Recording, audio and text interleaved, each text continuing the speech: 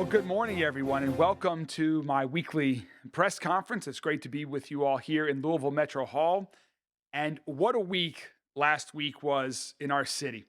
What a week it was for job creation. What a week it was for Louisville families. What a week it was for economic development. In fact, it was definitely an economic development trifecta in Louisville last week. We're still celebrating the great news that Ford chose Louisville as the home of its new electric vehicle platform and its revolutionary new way of manufacturing products. It truly was a real Model T moment for us here in Louisville, and we're at the center of it all as Ford moves forward into the next decades. We also were with Texas Roadhouse, who's doubling down on their commitment to Louisville. Texas Roadhouse announced the purchase of their two corporate headquarter buildings for their corporate headquarters and restaurant support center. And while I know they may have Texas in their name, it was very clear last week that Louisville is at the center of their heart, and that this move and commitment cements Louisville as part of their future for the years to come. And finally, it was incredible to be with our friends and colleagues at GE Appliances, their world headquarters, in fact, to see the work that's underway on their $500 million investment that is creating 800 new good-paying jobs right here in Louisville. And just another example of how Louisville is becoming the center of the country, the center of the world when it comes to advanced manufacturing. At GE, that announcement last week was bringing back great new manufacturing to Louisville as the epicenter for its most popular laundry products. You know, when we talk about GE Appliances, we're talking about the number one appliance company in America. And I have to thank all of our friends at GE Appliances for what they're doing, for their commitment to our city, and for letting me test out what it's like to be on the assembly line last week. I'm very glad I've got the job of mayor. You've got amazing colleagues that can do that work every day. And today, we're kicking off this today with another great announcement with our friends at GE Appliances. This year marks the 50th anniversary of its Edison Engineering Development Program. This is a world-renowned 3-year development program where GE Appliances travels across the country to recruit top engineering talent to move to Louisville, to work for the company and pursue their master's degrees in engineering from U of L's Speed School. Every year, GE Appliances brings more than 100 new engineers to our city. And guess what? These folks have stayed here. They've built a life here, and they've enriched our city with innovation and community involvement. In fact, since 2018, the retention rate on these Edison engineers is about 80%. That's thousands of new people, new engineers that have moved to Louisville to work for GE Appliances and call our great city home.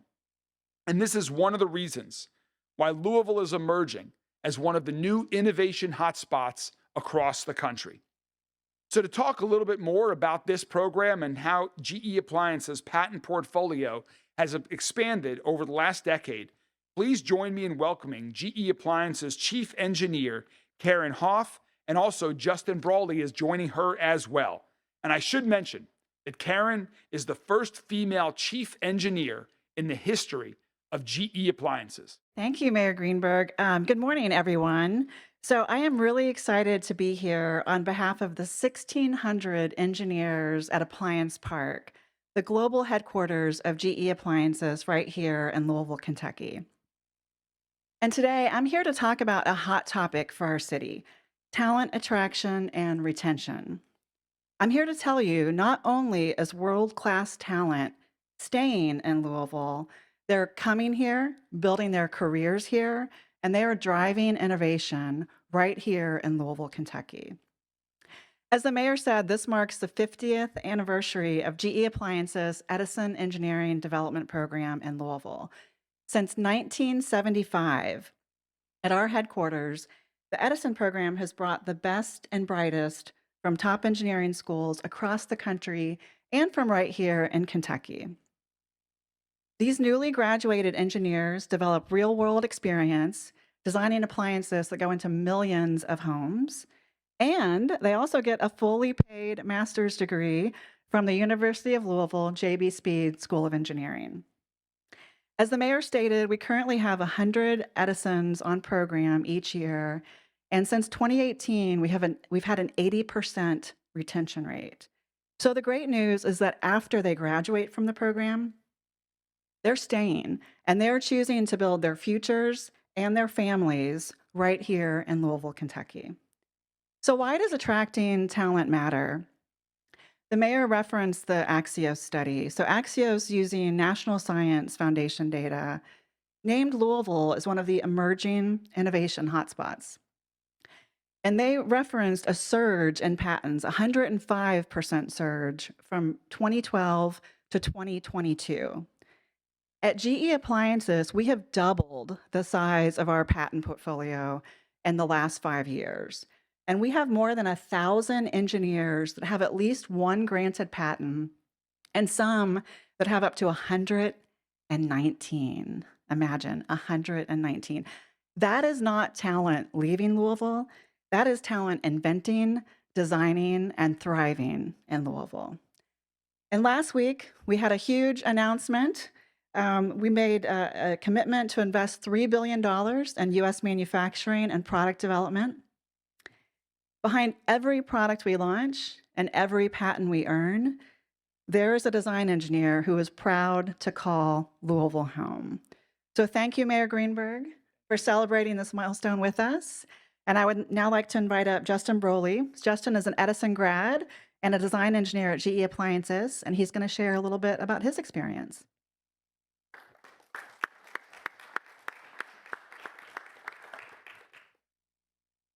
As Karen mentioned, my name is Justin Broley. I'm a design engineer at GE Appliances, and I'm a 2023 Edison Program graduate.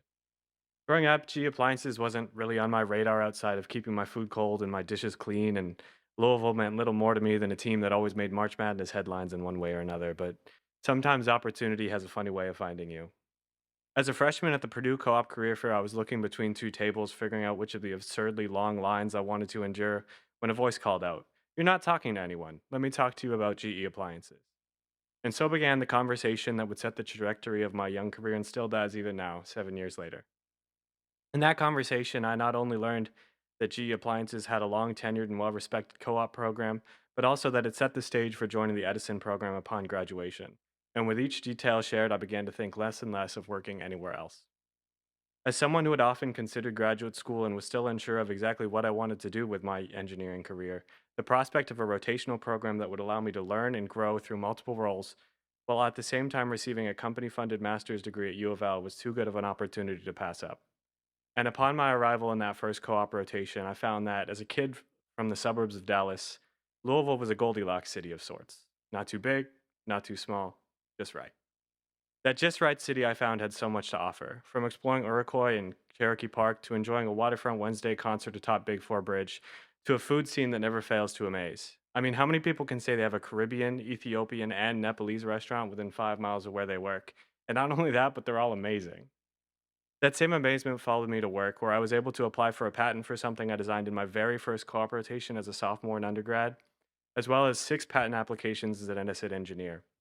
An opportunity that I've begun to share with others through the creation of a co-op design challenge with 2 other Edison graduates, encouraging students to lead design projects and generate patents of their very own. And because fate has a funny sense of humor, I now volunteer as a campus recruiter, offering the opportunity to experience all GE Appliances in the city of Louisville have to offer by stealing that same line. You're not talking to anyone. Let me talk to you about GE Appliances. Thank you. Thanks, Justin. Thank you. Thank you so much, Justin, Karen, and Justin. We're going to have to grab some of your free time to moonlight for Louisville tourism. That's a great plug for our city. And, while GE Appliances is developing such top engineers here in our city who are recent college grads, I also want to thank them for their incredible involvement in another workforce development program. GE Appliances was one of the first local businesses that signed on to the Academies of Louisville program with Kentuckiana Works and JCPS. And they've been involved with Doss High School for almost a decade, allowing students the opportunity to get real-life work experience during their high school career at Doss at one of our city's top employers, GE Appliances. So again, congratulations, GE Appliances, on your 50th anniversary of the Edison Program. Thank you for your commitments to our city. Thank you for supporting the academies of Louisville. We are so excited about the coming decades of collaborating together here in Louisville with GE Appliances. Thank you all very much. Another important issue that's facing our community is copper wire theft. 10 months ago, our administration recognized that we had a growing problem in Louisville. Thieves were breaking into vacant buildings, breaking into LG&E facilities, and other places to steal copper wire and sell it for cash. They were stealing wire from streetlights and fiber cable and from local utilities across the city. This was taking an incredible toll on our city's infrastructure. So we took action. Last October, we convened a group of stakeholders in government, law enforcement, and the private sector to launch Louisville's first ever critical infrastructure task force. And I'm thrilled about what we've accomplished in just 10 months to crack down on rampant copper wire theft and to send the message to would-be criminals that we in Louisville will not tolerate these types of crimes. I'd like to recognize the organizations making up the task force that are here with us today. Thank you all so much. We have AT&T of Kentucky, Charter Spectrum, LG&E, the Kentucky Transportation Cabinet, Crime Stoppers, and of course, LMPD and Metro Alcohol Beverage Control. This group has been working collaboratively together incredibly hard over these past 10 months to take action and have an impact. And have an impact, a positive impact they certainly have. Earlier this month, we announced significant charges for 7 people accused of stealing copper wire and damaging critical infrastructure. These thefts impacted highway lights, electronic safety equipment, emergency communication networks, and more. Our detectives at LMPD and ABC worked together in partnership with a metal recycling company to catch these 7 criminals, and now several of them are facing felony charges for repeated copper wire thefts around our city.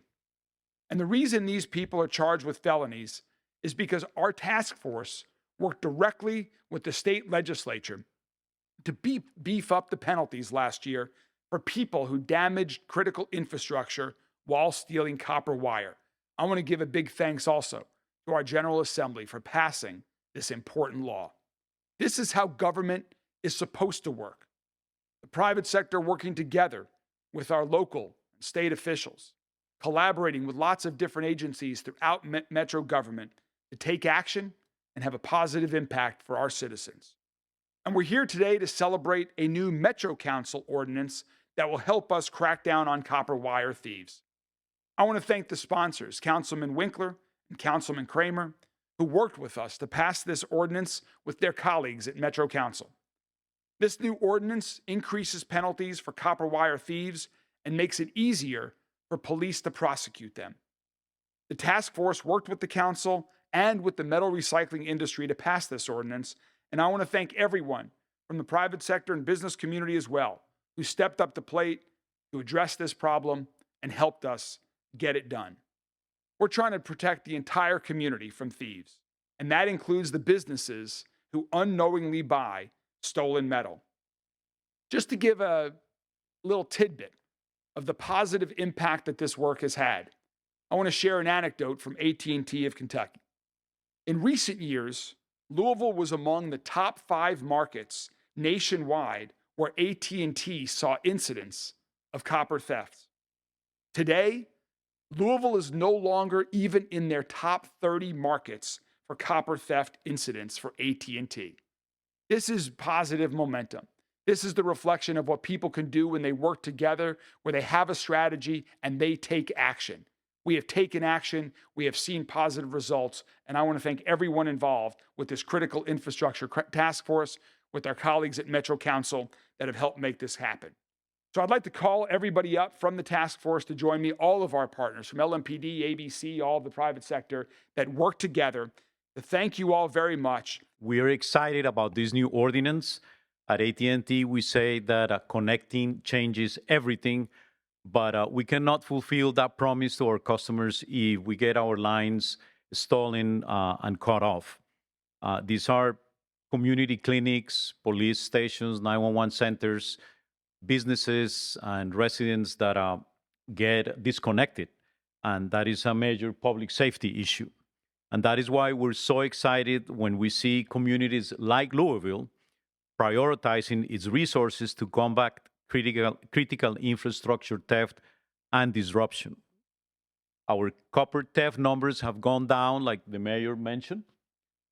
So that is very, very encouraging. And we want to commend everyone who has been a part of this. Of course, the mayor and his leadership, but Deputy Mayors George and James, LMPD, ABC, the Jefferson County Attorney, other colleagues, providers as well, of course, who have been at the table, and of course, Councilman Kramer and Winkler, who championed this new ordinance. So we're excited about this. Great momentum, like the mayor said, and we'll continue moving forward. So we're ready to sign the ordinance.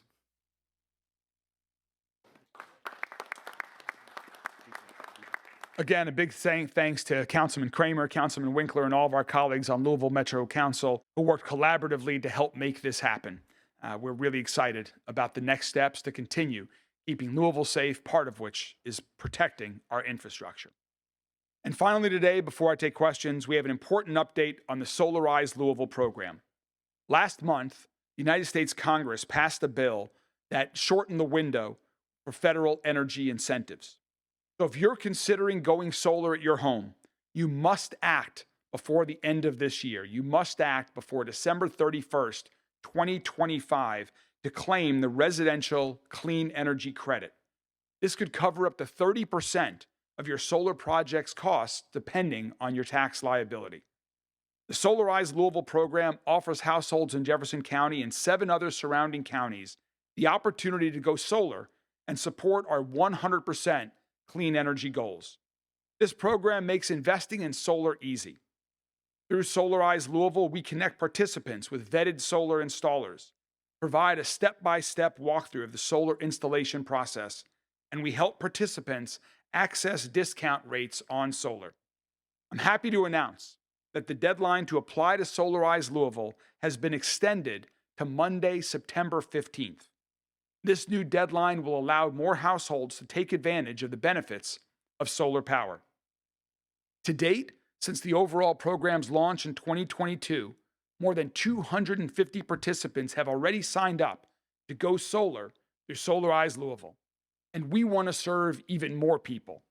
So whether you're planning to invest in solar or maybe you've just started exploring the possibilities, Solarize Louisville is a safe, trusted option. Signing up for Solarize Louisville does not obligate you to sign a contract. It just expresses your interest in accessing a free, no obligation, no pressure, discounted quote for solar through installers who've been vetted and whose work you can trust. So if you're interested, now is the time to invest in solar energy. Take advantage of federal tax credits that will expire at the end of this year. To learn more and apply at solarizelouisville.com. Again, solarizelouisville.com is where you learn more. I also want to give a big thanks to my colleagues at our Office of Sustainability who really have worked incredibly hard to make this happen. We are very excited. Oh, there, right there. I'm sorry. I wasn't looking far enough to my left. Thank you all very much for everything that you all have done in the Office of Sustainability on this program and all the other initiatives as we work to, again, make Louisville an even more sustainable city. With that, I'm happy to take any questions from members of the media.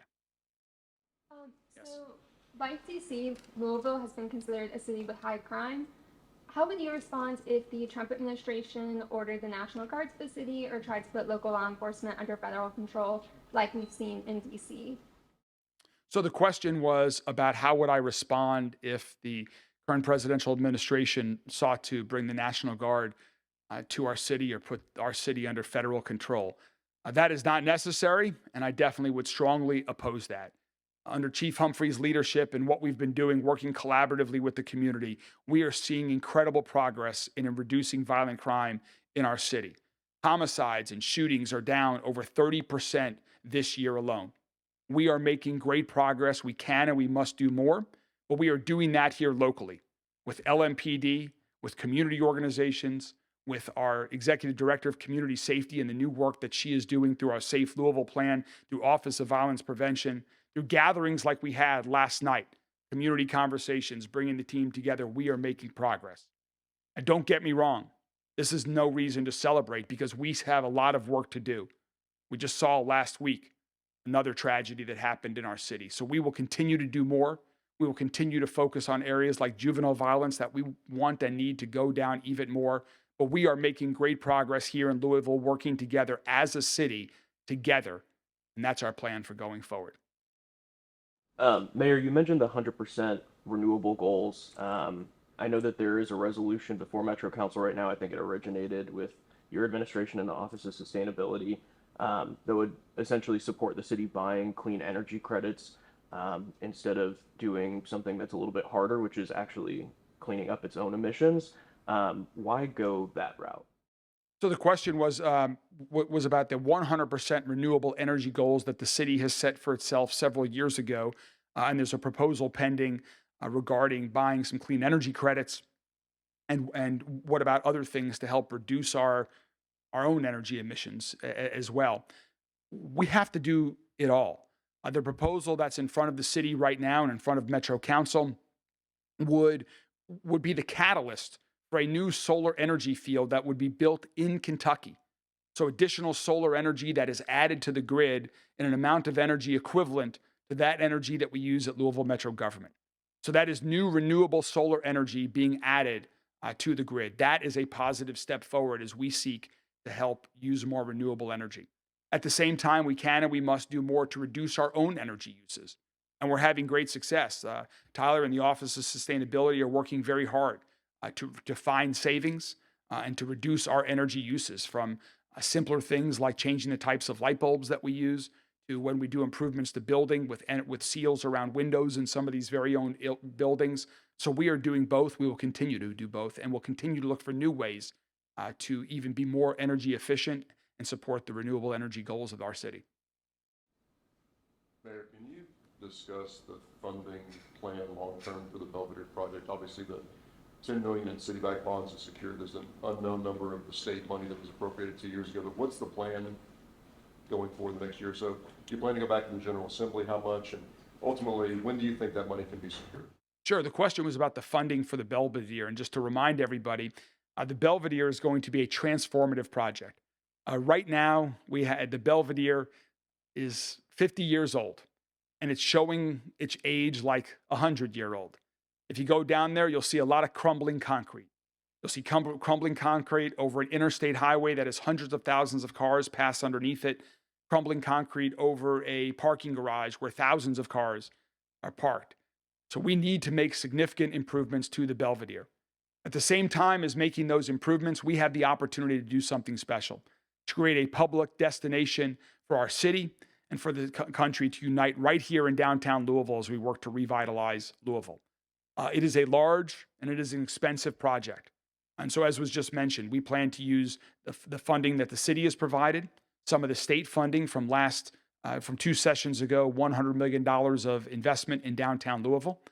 Plan to include that again on this year's request for the upcoming session of the General Assembly to invest in more downtown projects, amongst others around the community. One of those will be the Belvedere that we ask for. This will be a public-private funded project. So expect to have, again, some additional funds from the state and local government towards the goal. And then we also plan to raise some funds here locally as well from the philanthropic and private community to go along with that as well. There might also be the opportunity for some federal funds as well. And so we're talking to our federal delegation about that, given that this is a transportation project with the Belvedere being over a federal interstate highway. So all of that together is what will put together the total funding for it. Right now, an update on the Belvedere is that we are working through the design as any large construction project in this challenging environment that we live in. Sometimes the plans don't always come back exactly on budget. So we're working on that right now.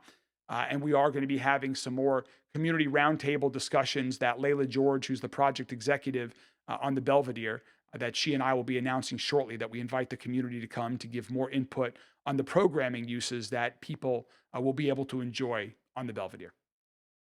Still be as transformational as you want it to be, given that there have been some design tweaks. Some of those conceptual drawings that were unveiled in January have changed. As you know, some of the emphasis has been shifted. Yeah, absolutely. This is going to be a transformational project. Just like any large project, sometimes what's actually built is not the original design for lots of different reasons. That will be the case here, but I'm confident it will be transformative. I'm excited to be able to share with the community what those plans will be here in the coming months. This is going to be a transformative project for our community, and it's going to do some long overdue, decades overdue maintenance and repair work over the federal highway as well.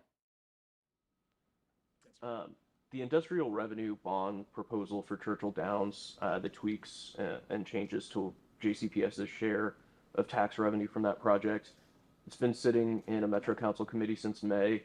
You said that you were open to renegotiating that. Where are we at?